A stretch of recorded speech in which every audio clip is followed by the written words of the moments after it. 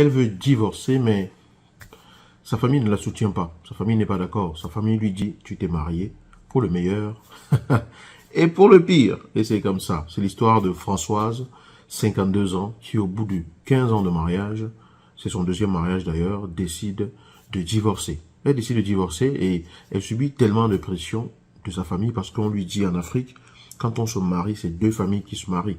Tu peux pas simplement te lever comme ça, prendre la décision de divorcer sans avoir consulté la famille.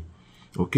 C'est clair que la famille a déjà eu à faire plusieurs réunions et tout. On leur a donné des conseils, mais apparemment, ça ne change pas. Parce que, au bout de plusieurs infidélités, plusieurs violences conjugales, la bastonnade au quotidien, cette femme a fini par prendre sur elle le courage de demander le divorce. Mais malgré cela, elle subit la pression de sa famille qui lui dit « Le mariage, c'est pour le meilleur et pour le pire. » Voilà pourquoi finalement elle me contacte et elle accepte que je partage son histoire avec vous parce que cette histoire va interpeller plusieurs personnes. Cette histoire, on peut apprendre beaucoup de choses à travers cette histoire.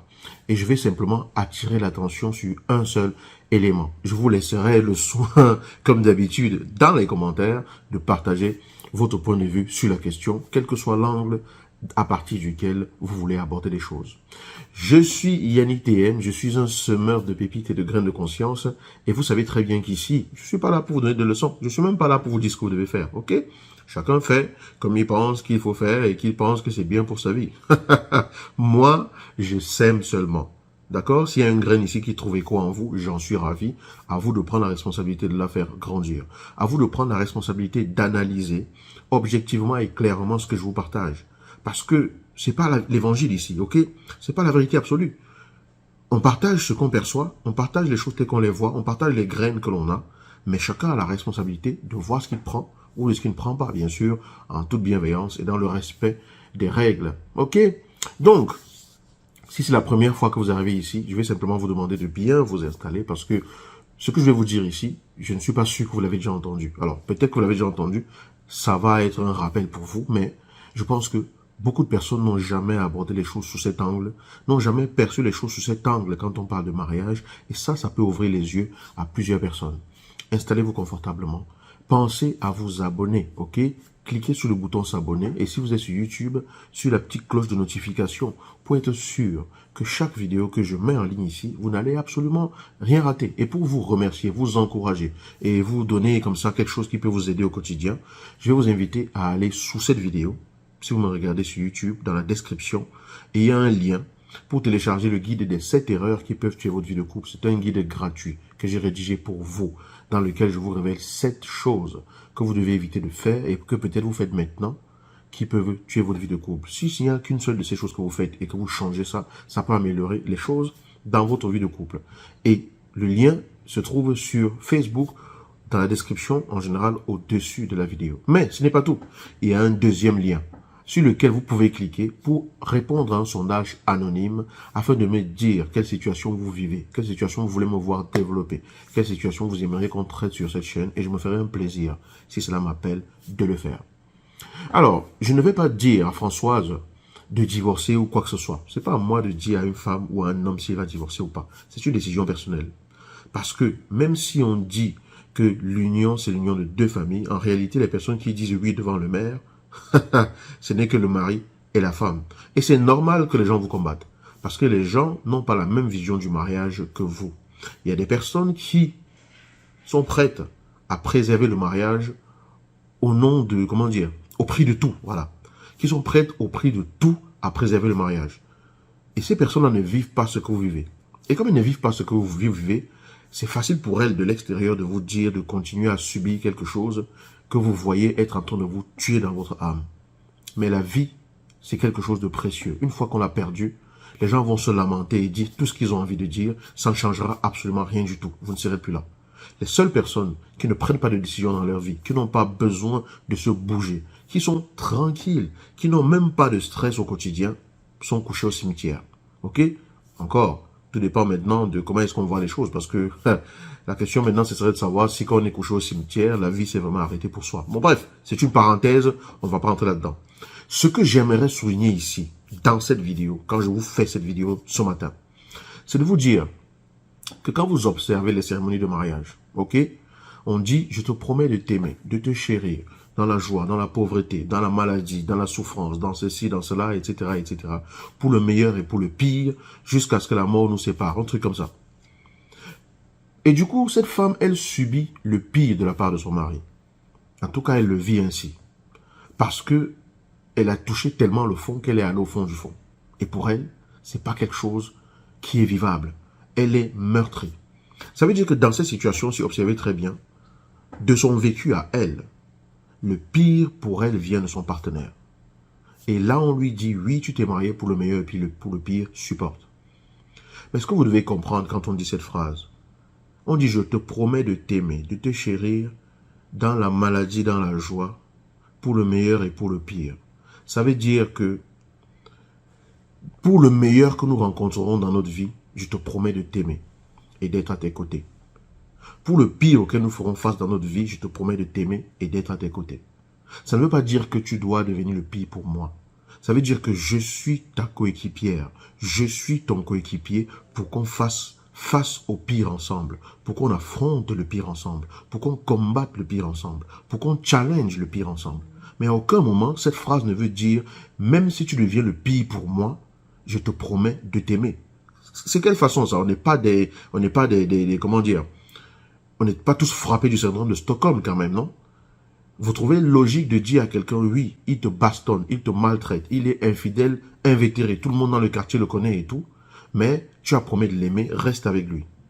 Le cœur d'un être humain, ce n'est pas, comment dire, ce n'est pas quelque chose d'insensible sur laquelle on peut venir taper le tambour comme on veut. Quand on dit pour le meilleur et pour le pire, ça veut dire qu'avec toi à mes côtés, j'affronte le meilleur et le pire. Mais à aucun moment, ça ne veut dire, même si tu deviens le pire pour moi, je reste à tes côtés. Même si tu deviens le pire pour moi, je suis toujours avec toi. C'est pas ce que ça veut dire. Donc, essayons de vraiment bien comprendre les choses. Pour le meilleur et pour le pire, ça veut dire que tous les événements que la vie va nous amener, je te promets d'être à tes côtés et de te soutenir par rapport à cela. Imagine une équipe de football où il y a un joueur qui marque de façon volontaire dans son camp tout le temps. Vous pensez que l'entraîneur va le laisser au stade? Oui, on peut marquer contre son camp de façon accidentelle. Ça arrive. Mais si on voit que vous, volontairement, vous marquez un but contre votre camp, 2 buts contre votre camp, 3 buts contre votre camp dans le même match, personne ne trouverait censé de vous laisser sur le stade. On va dire, ok, oui, c'est peut-être un bon joueur, oui, peut-être qu'il traverse un mauvais jour, oui, peut-être que c'est compliqué pour lui, mais pour l'instant, on le met d'abord à côté. Parce qu'il nous cause plus de mal qu'il nous aide. L'équipe affronte les challenges ensemble.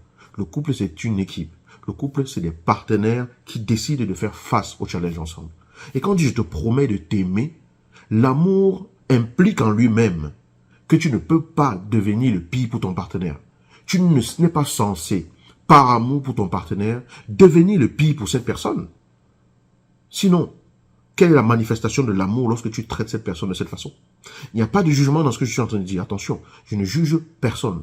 J'analyse la situation. Quand on dit aimer, ça veut dire qu'on veut le bien de la personne qu'on aime. Et quand on veut le bien de la personne qu'on aime et qu'on se transforme en quelqu'un qui fait plutôt souffrir cette personne au quotidien, est-ce qu'on peut encore appeler cela de l'amour? Ça veut dire que l'engagement qu'on a déjà pris d'aimer cette personne au départ n'existe plus. Parce que on n'est plus, soi-même on a déjà démissionné de son propre rôle en se comportant de cette façon.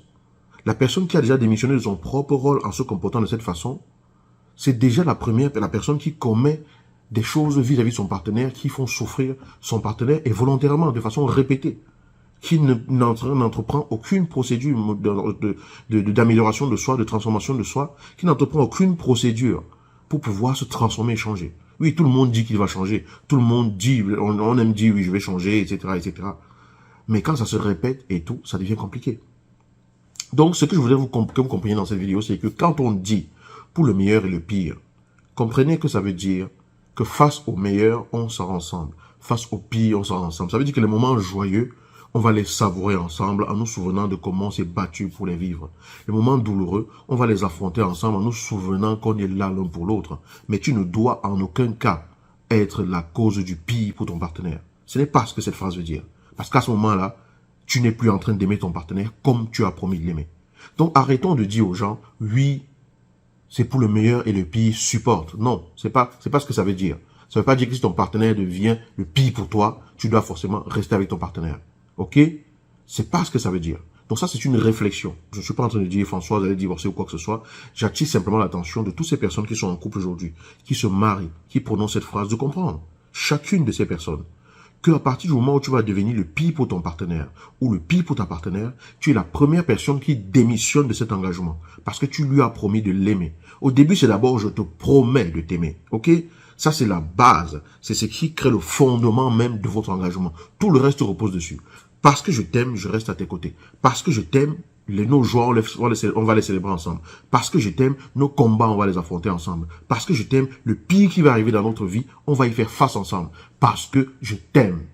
Mais à partir du moment où je te bastonne, est-ce que c'est une preuve d'amour? À partir du moment où je te suis infidèle de façon invétérée, ok?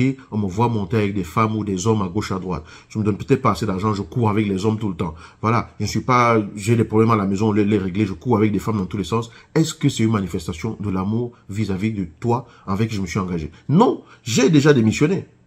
Donc à ce moment-là, moi-même, j'ai déjà commencé à casser les choses. Ok, je ne suis pas en train de dire que quand on a des difficultés dans une relation, il faut forcément divorcer. C'est pas ce que je dis. Mais chacun sait au fond de lui-même s'il veut encore faire un effort par rapport à une situation qu'il vit ou pas. Ton ressenti le plus profond, ton aspiration la plus profonde, ta soif la plus profonde, l'élan le plus profond de ton âme, je dis bien de ton âme, est ta boussole. Personne d'autre ne peut t'enlever ça.